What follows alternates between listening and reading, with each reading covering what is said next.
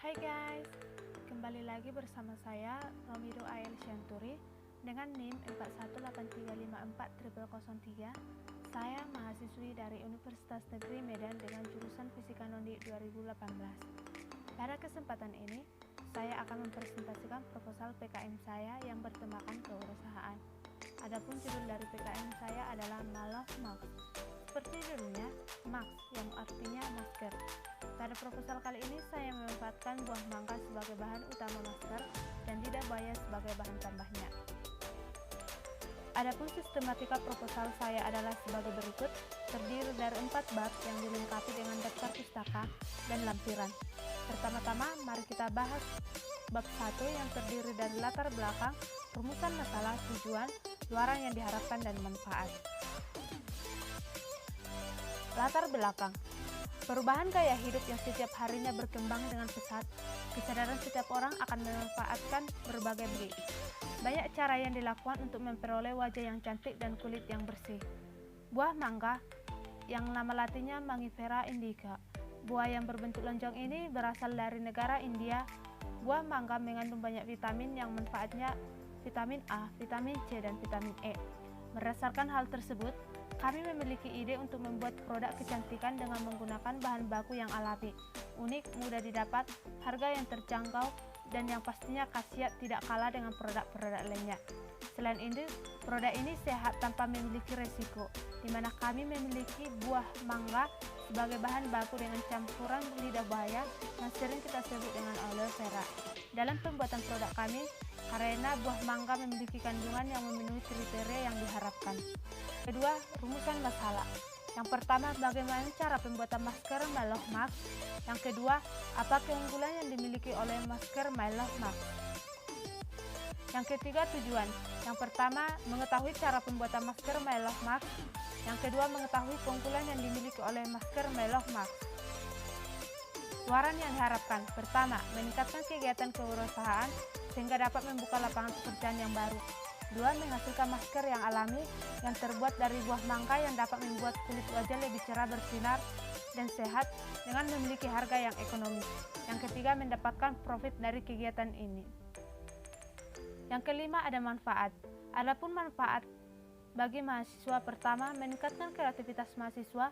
Yang kedua, meningkatkan pola pikir mahasiswa dalam berpikir dan bekerja secara kelompok untuk menghasilkan sebuah karya. Yang ketiga, mendorong mahasiswa menjadi wirausaha yang cerdas. Yang keempat, menjadikan mahasiswa menjadi lebih peka dan peduli terhadap perkembangan dunia. Yang kelima, menjadikan mahasiswa lebih peduli terhadap lingkungan sekitar. Manfaat bagi masyarakat. Membuka lapangan kerja yang baru, memberikan pilihan produk masker wajah alami yang lebih alami dengan harga yang terjangkau. Ketika mengetahui bahwa buah mangga juga ternyata bisa bermanfaat bagi kesehatan kulit. Kita akan masuk ke bab 2, gambaran umum rencana usaha. Gambaran produk.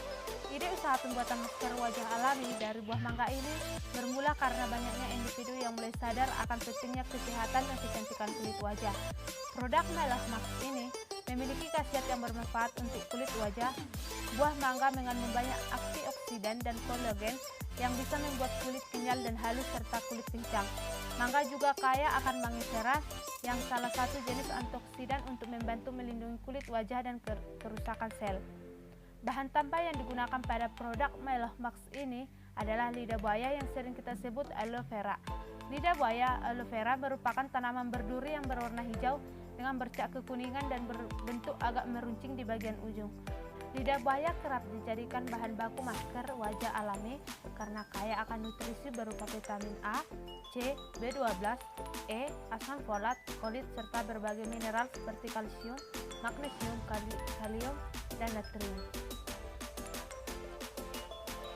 Peluang pasar berdasarkan faktor SWOT, ada 4 faktor yang mempengaruhinya. Yang pertama, sesuai kekuatan. Harga produk yang lebih terjangkau dari produk yang lain. Bahan yang digunakan alami sehingga lebih sehat dan aman dalam pemakaian. Belum banyak yang mengetahuinya sehingga peluang pesaing belum ada. Kelemahan, weakness.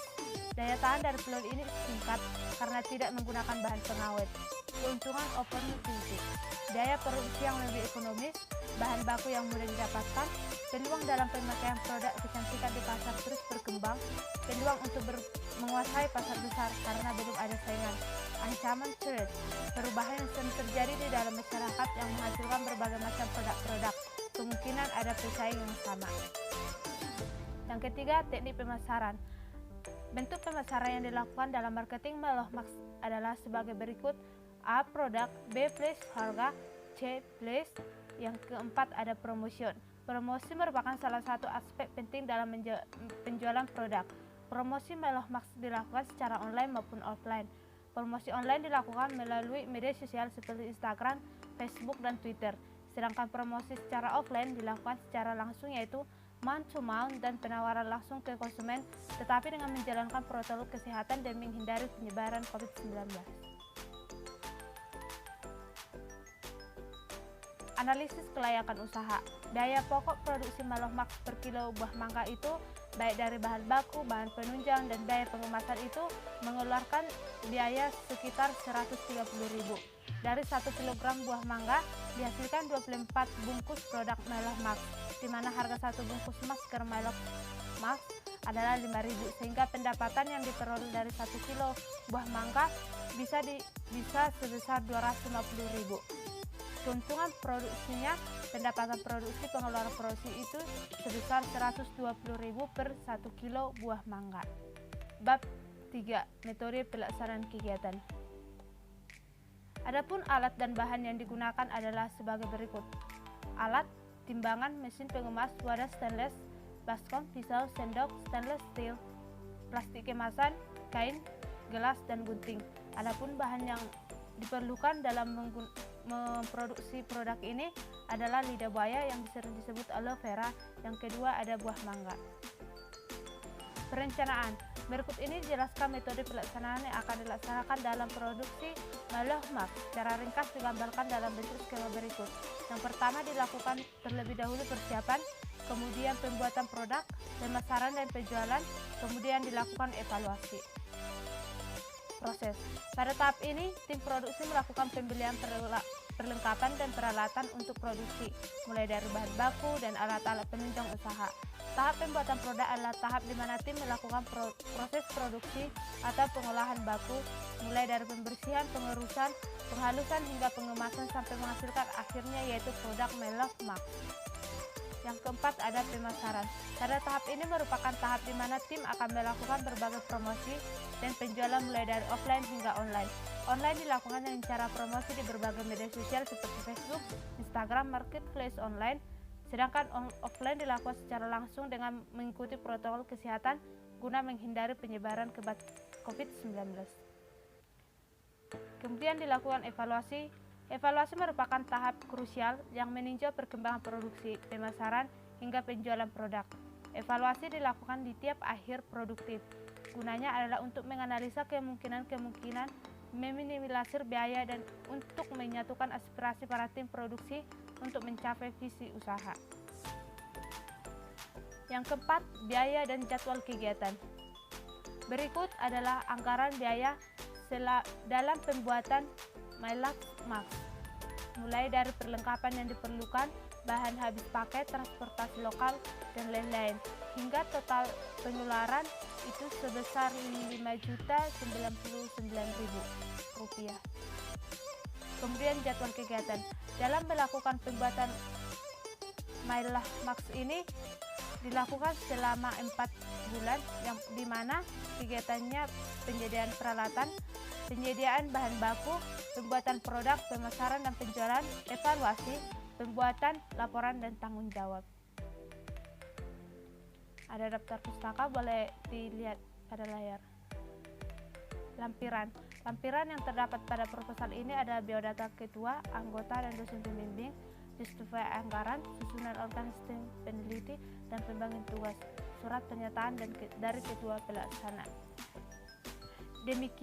Demikianlah hasil dari presentasi pemaparan proposal PKM saya. Bila ada tutur kata saya yang salah, saya minta maaf. Akhir kata saya ucapkan sekian dan terima kasih.